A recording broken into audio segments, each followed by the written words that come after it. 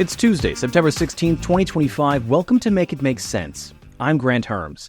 Today on the show, as the investigation into the man who killed Charlie Kirk continues, with few answers so far, the Trump administration and Republicans are gearing up to use Kirk's killing as a way to make Democrats illegal. And I don't mean people who just commit violence because of Democratic ideology.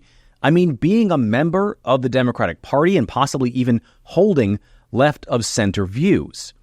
And I know that sounds insane, but this is going to be a clip-heavy episode so you can hear it in their words. And I'm going to focus on what seems to be the first step of this, which is coming after free speech. But before we get going, thank you to everyone who tuned in to the Substack Live with me and friend of the show, Mike Nellis, yesterday on his show, Endless Urgency. It was a great conversation. If you missed it, you can check it out right now for free on the Substack. All you have to do is subscribe if you want to be a paid member to help keep Make It Make Sense going, as well as get access to a bunch of other bonus content I've got up there, including weekly articles. It is just $5 a month for that. Otherwise, make sure you're following or subscribe to the show on whatever podcast app you listen to this on. Like, subscribe, and hit the bell for notifications on YouTube, and follow the show on social media. It's Mims News Pod. That's MIMS News Pod, all one word, on every platform. And you can follow me too. I'm at Granthermes on Twitter and Bluesky, and at Granthermes TV on everything else. All right, let's get to the show. I try hard on Make It Make Sense to give you a complete picture of the biggest stories, but I'm only one guy, and staying up to date with events around the world can be difficult for anyone when it's impossible to consult a single source for the full story. And with our social media algorithms sending us the versions of the news that only reinforce our own biases, it can be hard to know if you're actually informed, even for me. And that's why I've been using Ground News. Ground News is an app and a website that combines news from around the world all in one place, so you can compare coverage from every news source, and you can see if they have a political bias, how reliable their reporting is, and who owns them. My favorite feature is the blind spot feed. It highlights news disproportionately covered by one side or the other, so I can make sure I know how the news is being covered. It's like Make It Make Sense for Make It Make Sense. Right now, if you subscribe through my link in the show notes, you get 40% off the Vantage subscription. It's the one I use to get unlimited access to every feature, and it is just $60 for the entire year or $5 a month when you use that link. Your subscription helps Make It Make Sense, too. We get a cut of this subscription, but you're also helping Ground News make the news more transparent. Again, use the code in the show notes to get 40% off your Vantage subscription to Ground News. All right. Let's get back to the show. Over the weekend, the investigation into Charlie Kirk's shooting has continued. There's been a lot happening, including the FBI Director Kash Patel going on TV again to say the FBI had evidence, then being forced to backtrack again before having to take back his taken-back statement. As a recording, Patel is currently in a congressional hearing over the botched elements of his investigation. So far, his future with the FBI is unclear. There was also new reporting that the alleged shooter may have confessed to the crime to a group of friends on the online chat platform Discord, which is popular with gamers but also far-right extremists. And the governor of Utah said he's no longer cooperating with the FBI after turning himself in. Now, the governor also said that there's clear leftist ideology at play here without providing any other evidence, and we still don't have a clear motive. The alleged shooter is due back in court at 5 o'clock this afternoon as I'm recording, so after this episode will come out, I'll probably be on social media about it a little later tonight. But I want to talk about what's been happening in the rest of the MAGA world. So over the weekend, the American right, far-right activists, and some members of the Trump administration all took a step back for a minute from calling Democrats and liberals terrorists or evil after learning that the alleged shooter had come from a pro-Trump family. But then, into Sunday evening, and then certainly into Monday, it looks like they've regrouped and are doubling down to use Charlie Kirk's death to go after their political opponents. Yesterday, Vice President J.D. Vance hosted Charlie Kirk's show from his office, the second highest office in the country. And Vance again repeated the lie that violence was a problem of left-wing American politics. Here's what he said, and I'm going to play most of this out for you. And there are difficult truths we must confront in our country. One truth is that 24% of self-described, quote, very liberals believe it is acceptable to be happy about the death of a political opponent, while only 3% of self-described very conservatives agree. 3% is too many, of course. Another truth is that 26% of young liberals believe political violence is sometimes justified, and only 7% of young conservatives say the same. Again, too high a number. In a country of 330 million people, you can, of course, find one person of a given political persuasion justifying this or that or almost anything. But the data is clear.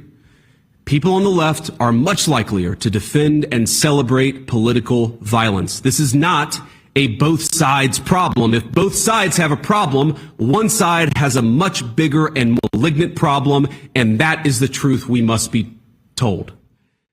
Okay, so I want to start by saying Vance is correctly citing a YouGov poll that was published last week after Kirk was killed that showed 24% of very liberal voters thought that it was okay to celebrate the death of a political opponent compared to 3% of very conservative voters. But there are two caveats there. First, neither of those groups are good representations of their overall side of the political spectrum. But it's worth pointing out that according to a Pew Research poll done just after the 2024 election, more people consider themselves to be very conservative than very liberal, and more Republicans than Democrats consider themselves to be at the far end of their political ideology. Meaning we are just not talking about the same numbers of people here who think it's okay to celebrate death. It's also worth pointing out that when Biden was president, things were reversed. 33% of Republicans agreed in a PPRI poll with the statement that true American patriots have to resort to violence to save the country. Now, second, and I think more importantly here, the vast majority of people in that YouGov poll said that political violence was never justified and it is unacceptable to celebrate the death of a political opponent. So Vance putting this out there is creating a line of division that really doesn't exist.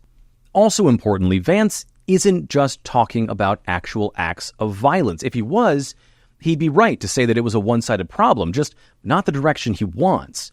Like I said last week, the Anti-Defamation League, which is a nonpartisan anti-hate civil rights group, found that over the last 10 years, 76% of all political violence was carried out by far-right extremists and just 4% was carried out by left-wing extremists.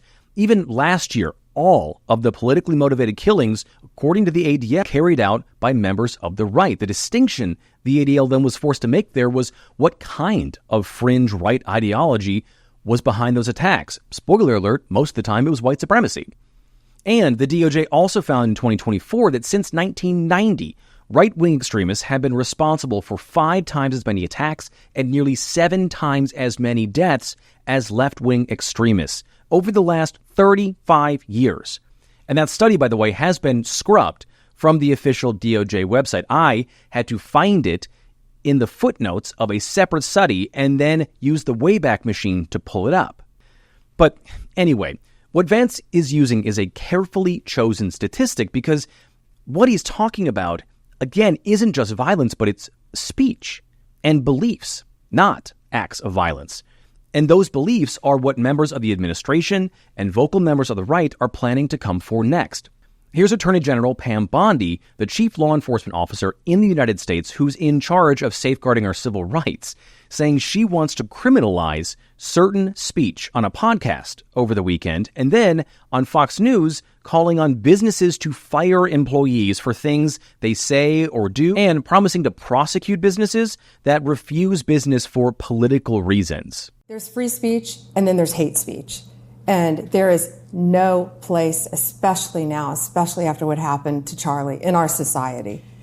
Do you see more law enforcement going after these groups who are using hate speech and putting cuffs on people so we show them that some action is better than no action? We will absolutely target you, go after you, if you are targeting anyone with hate speech, anything. And that's across the aisle. That's horrific. It's free speech, but you shouldn't be employed anywhere if you're going to say that. And employers, you have an obligation to get rid of people. You need to look at people who are saying horrible things, and they shouldn't be working with you. Businesses cannot discriminate. If you want to go in and print posters with Charlie's pictures on them for a vigil, you have to let them do that. We can prosecute you for that. I have Harmeet Dillon right now in our civil rights unit looking at that.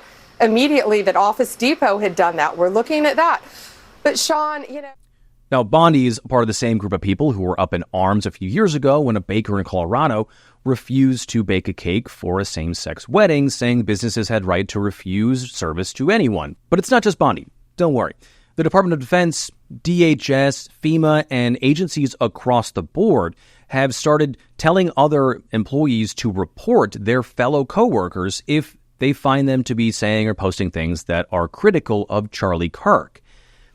And here's the vice president saying that people should be doxxed and fired. And for good measure, here's Senator from Kentucky, Rand Paul, saying the same thing. And then here's the president saying he wasn't sure if protesters still had the right to free speech. When you see someone celebrating Charlie's murder, call them out. And hell, call their employer. We don't believe in political violence, but we do believe in civility. If people are saying this in their workplace, people say, oh, people have a right to say things. Well, actually, they don't necessarily have a right to say things. Many people have in their contract what we call a morals clause to their contract, or a conduct clause. My guess is you have something in your contract that says you have to behave in a certain way in public. Most people do. If you're in the military, you have a conduct code that you have to adhere to in your speech and the way you present yourself to the public. So I think it is time for this to be a crackdown on people. And like I say, it's perfectly legal and legitimate, particularly if it's part of the contract process. That's a violent radical left group. Okay, go ahead. I got peppered with a lot of comments for doing that. They still have their First Amendment right, though. They're still out there protesting. Well, you've got an amazing team behind you. To be clear, that's the President of the United States saying, I'm not so sure about a group of legal protesters who have not been charged, arrested, or convicted of anything. Now, today, Bondi did clarify what she was talking about in that podcast about speech, that she only meant speech that leads to violence. The irony of all of this here is that Charlie Kirk himself said publicly he didn't believe in hate speech, saying in May of last year, hate speech does not exist legally in America. There's ugly speech, there's gross speech, there's evil speech, and all of it is protected by the First Amendment. Keep America free. But still, the most vocal leaders on the right are talking about coming after Democrats and the party apparatus. Here's Jesse Waters on Fox News, whom the president watches every night. Their heinous movement should be politically destroyed, systematically dismantled. Their financial backing should be bankrupted. Their media sponsors defeated in the marketplace. Their candidates beaten at the ballot box. And their acolytes in academia, behind the pulpit, in city councils, and corporate America will be spotlighted and given one chance to confess and apologize. And if they don't, thrown out of polite society. We cannot live with people and work with people like this. They can't teach our children. They can't be trusted with power and positions of authority. And then here's Stephen Miller talking about what the administration plans to do next, first on Fox News over the weekend, and then again on Monday as a guest of J.D. Vance's on Charlie Kirk's show. And let me tell you something I'd not share with anybody, but the last message that Charlie Kirk gave to me before he joined his creator in heaven was he said that we have to dismantle and take on the radical left organizations in this country that are fomenting violence. That was the last message that he sent me before that assassin stole him from all of us. And we are going to do that under President Trump's leadership. I don't care how. It could be a RICO charge, a conspiracy charge, conspiracy against the United States, insurrection, but we are going to do what it takes to dismantle the organizations and the entities that are fomenting riots, that are doxing, that are trying to inspire terrorism, and that are committing acts of wanton violence. It has to stop. And my message is to all of the domestic terrorists in this country spreading this evil hate, you want us to live in fear? We will not live in fear, but you will live in exile.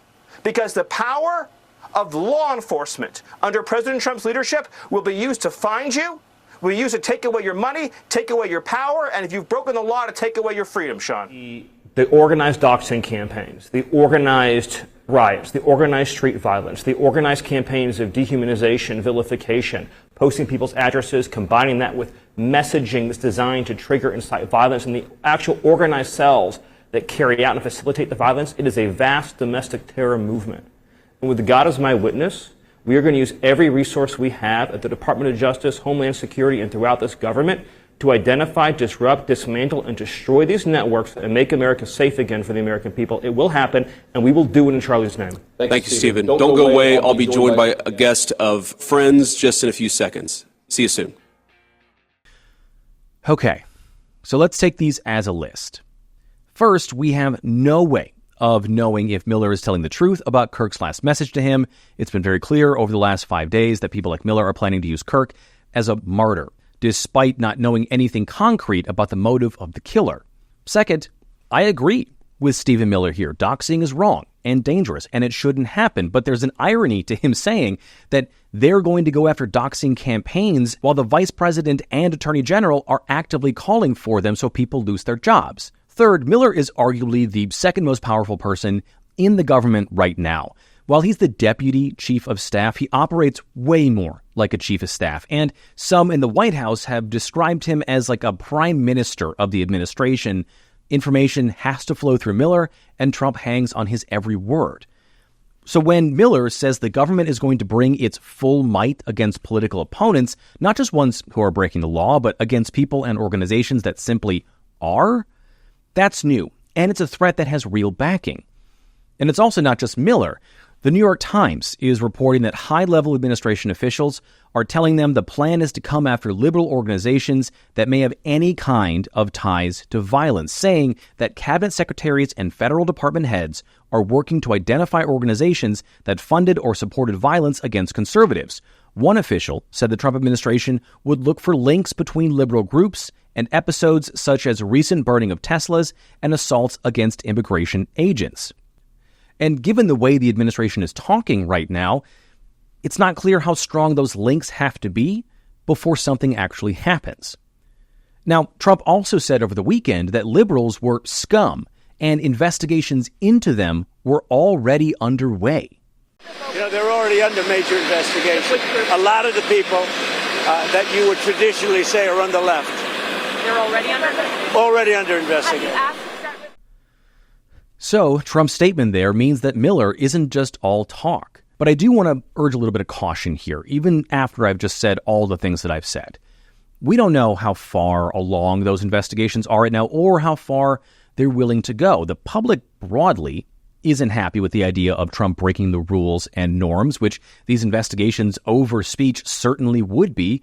When asked in a recent Fox News poll if the president should follow the law and those norms, 75% of Americans said the president should follow the rules, including 60% of Republicans. There's also the question here whether the government even has the resources or capacity right now to investigate all of these people and organizations, given that federal agents were just moved out of their domestic terror investigation positions to amp up immigration operations, and thousands more have left their jobs or been fired. But even still, the irony in all of this is that these were the free speech people just a year ago during the presidential campaign. They were claiming that cancel culture was out of control and that if Trump won, free speech would also win. And they were also complaining about online campaigns waged by people largely without power, and people who were quote-unquote canceled nearly always found a home talking to large groups of people for lots of money about how they were silenced despite talking to crowds.